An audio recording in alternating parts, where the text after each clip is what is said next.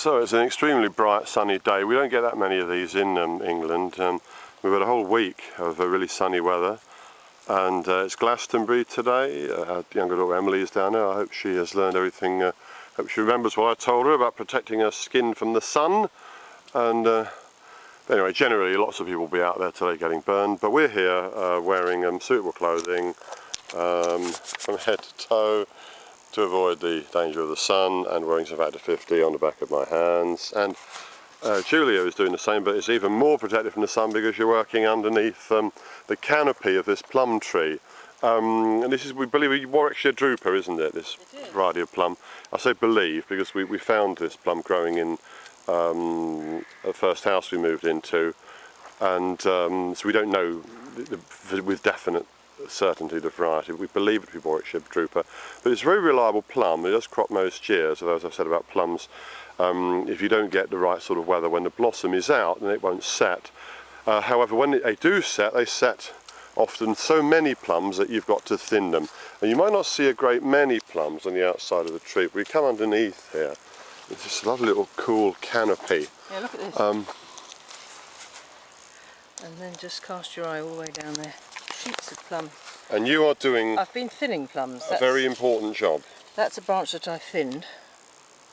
Yeah. I've taken off about 90% from that branch. Really? As much as 90%? You see, a lot of them have set, each cluster of flowers has set that many. Well, these plums will become the size of a large hen's egg. I've actually put up a lot, probably more videos about the need to thin fruit than probably almost anything else, well, apart from grafting. But one does that because it's a lesson that is often not followed. You look as though you've almost removed those all.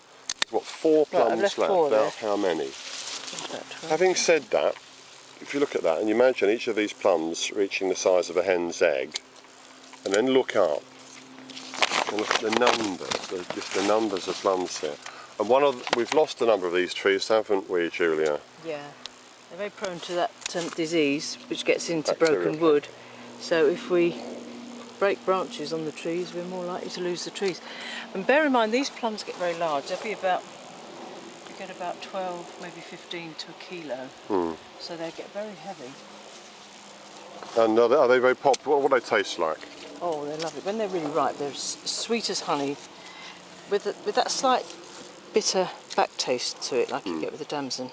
So that offsets the sweetness of it.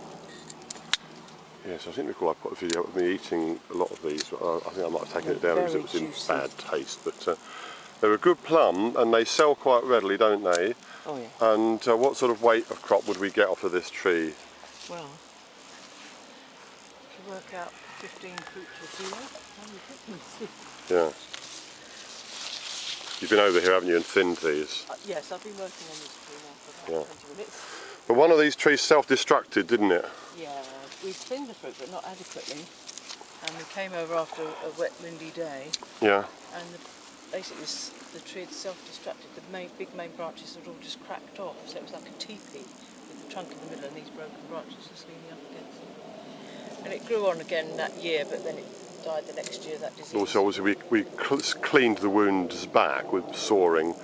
The tree did grow away, but you know, there were just so many wounds. The tree was just so badly damaged.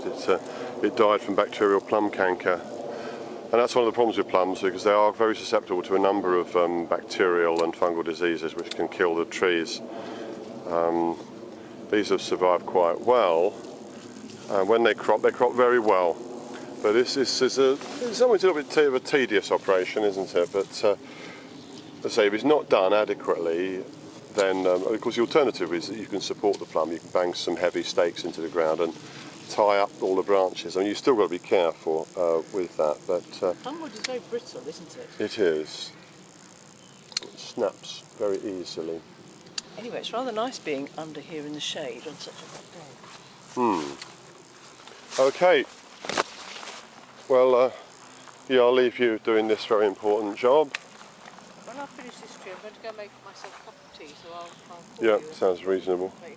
There's some bottles of water around the back of the studio in the shade. While we're on the subject of lessons, here's another tree. This is a green gage, and these plums are much too close together.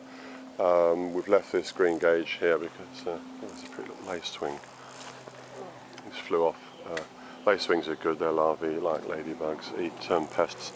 These don't crop anywhere near as heavy, and they don't need much. These don't crop every year either. This is a green gauge. You can see a very different habit of growth. It's much more gangly, much lighter crop, very, very, very luscious plum.